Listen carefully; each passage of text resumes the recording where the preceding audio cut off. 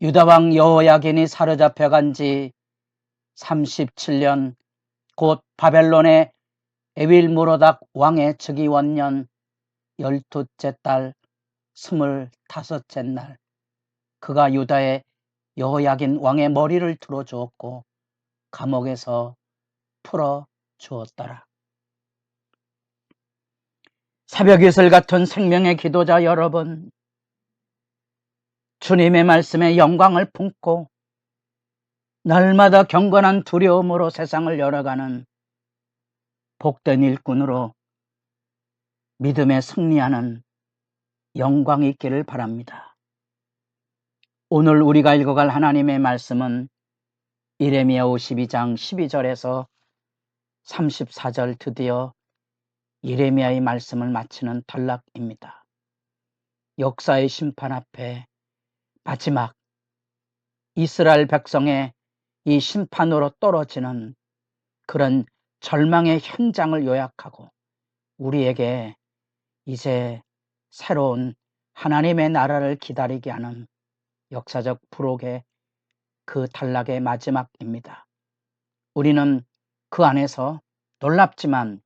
바벨론의 죄악을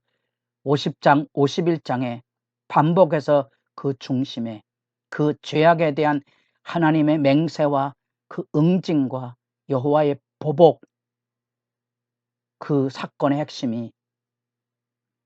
이스라엘 백성, 하나님 백성을 짓밟은 것뿐 아니라 그 중심에 여호와의 성전을 짓밟은, 그래서 그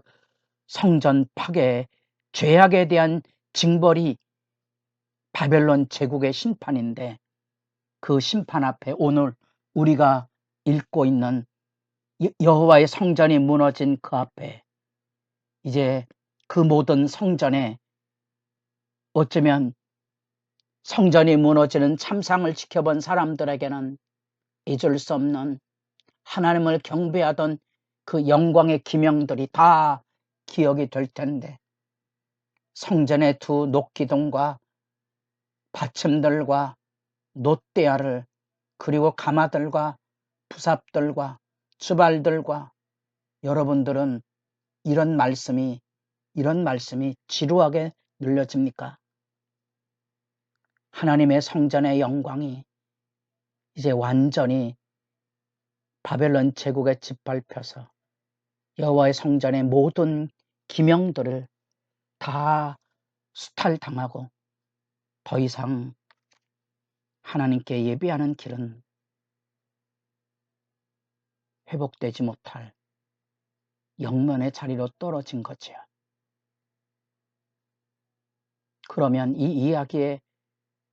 중요한 반전의 메시지는 무엇입니까? 이제 더 이상 하나님은 사람이 지은 사람의 성전에 거하지 아니하고 새 언약에 대한 증언의 말씀을 가슴에 담고 있다면 이제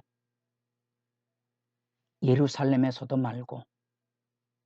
여기 사마리아 사람들이 생각하고 있는 그 세겜 땅에 그 성전도 말고 아버지께 예배할 때가 오는, 이제는 오직 예수 이름으로만 열려지는 유대인이든지 바벨론 사람이든지 이방인 누구에게든지, 그곳이 어느 곳이든지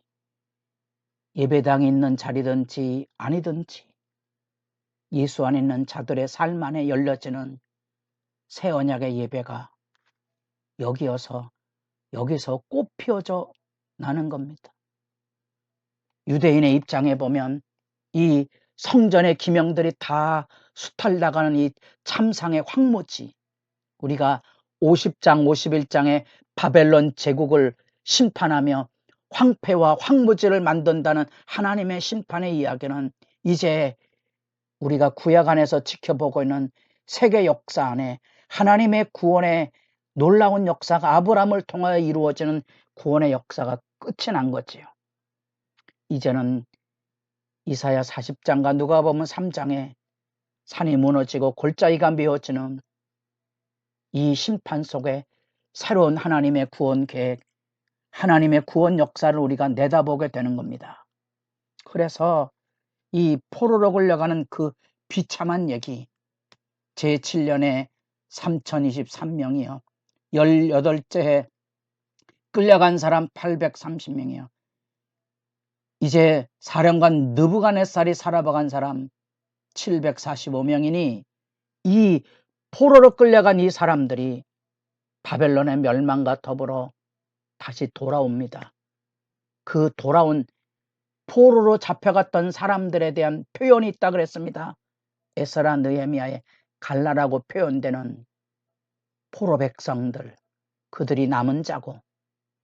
그들이 이사야 40장과 누가복음 3장에 등장하고 있는 남은 자들을 통하여 회복이 이루어지는 영광의 행진이 바벨론 포로민들을 통하여,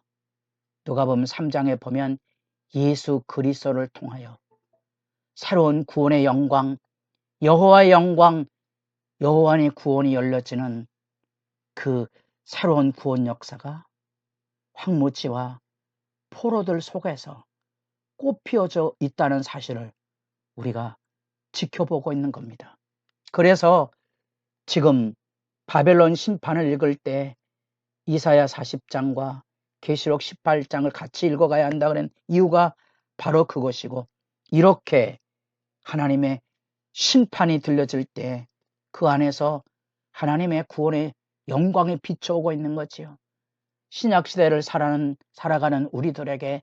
이 역사의 심판 속에 하나님의 구원의 희망을 보는 것, 마치 예수 그리스도의 저주의 십자가 앞에 부활의 새날을 기다리고 부활의 영광이 동토하는 그 장면, 그 영광이 우리들에게 역사의 현장 안에 지금 빛이 비춰지고 있는 겁니다. 우리가 어제 하나님의 이 구원 계획을 알지 못하고 하나님의 심판 앞에 항복하라는 예레의 말씀을 경홀히 여겼던 시드기야의 비참한 운명, 두 눈이 뽑히고 아들을 두 눈앞에서 잃어야만 됐던, 함께 반 바벨론 전선에 가담했던 망둥이 같은 유다 고관들이 참사를 당하는 장면에 비하면 오늘 포로로 끌려간 이 여호야긴 왕은 은전을 입어서 그 포로로 잡혀간 지 37년 옥에서 나와 왕족 대우를 받는 놀라운 회복, 그 유다의 멸망 속에 비춰지는 여호와의 사면의 사건은 어두운 역사 안에 비춰질 하나님의 구원의 은총이고 실제적인 약속이고, 우리가 하나님의 심판일지라도 기쁘게 짊어지고 갈 이유가 있다면 시드기야의 운명과 여호야긴의 운명을 52장에서 이렇게 대조하여 살펴보게 되는 것입니다. 어쩌면 믿음의 길을 걸어가면서 우리가 겪어야 되는 신앙의 진실이 뭡니까? 그저 잘되기를 소망하는 것이 아니고 어쩌면 우리의 죄가로 인하여 징계를 받을 때라도 히브리 기자가 외쳤던 것처럼 징계는 마땅히 누구나 다 받는 것이니 서로 하지 말고 이상히 여기지 말고 기쁘게 짊어져야 될 이유가 여기 있습니다.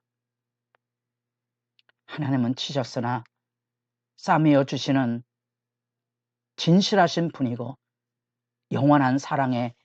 하나님이심을 이 역사 심판의 마지막 정환에서 이 구원의 빛을 우리가 지금 지켜보고 있는 거지요. 성전 약탈과 포로길 그 처형의 눈물의 포로 여정 속에서 우리가 만나는 것은 언약을 어기고 약속의 땅에서 쫓겨나는 비참함, 어쩌면 레위기 말씀 앞에 얻었던 약속의 땅을 죄가로 잃어버리는 이스라엘 백성의 그 부정한 행실들, 하나님이 천년을 참으셨다는 사실을 우리가 역사의 교훈으로 받아들일 줄 알아야 우리 하나님이 얼마나 오래 참으시고 우리 하나님이 얼마나 진실하신지, 이제 하나님은 그 백성을 열방의 심판 가운데 내버리셨지만 놀라운 하나님의 구원 계획은 그들을 돌이키실 때 이제 열방도 동일하게 새 언약의 시대를 열고 누구에게든지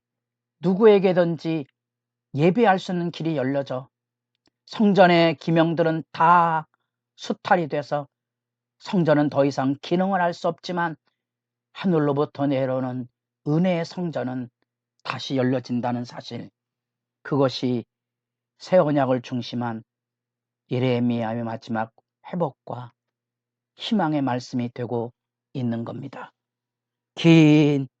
예레미야의 말씀을 통하여 우리가 만나는 것은 오늘 우리도 하나님의 언약, 십자가를 통하여 우리를 구원하신 그 크신 은혜를 따라 선한 일에 열심하는 친백성으로서 여러분, 마태복음 5장 7장에 나타난 그대로 주의 말씀을 마음에 담아 그 말씀을 지켜 행하는 일에 우리의 믿음의 본분을 다해야 될 것이고요. 지키지 않으면 주의 심판 앞에 내 동댕이 칠 것에 대한 경건한 두려움, 그래 새 언약 날마다 회개하고 새 사람이 되어 일어서는 하늘의 희망의 사람들, 매일의 아침이, 매일의 새벽이 주의 용서하심을 통하여 열려지는 무한한 하나님의 희망과 놀라운 은총으로 죄악을 지배하는 세대 안에 사람들을 안아줄 줄 아는 믿음의 아름다움이 이 새벽에 기도의 본물 속에 풍성한 은혜로 열려질 수 있기를 바랍니다.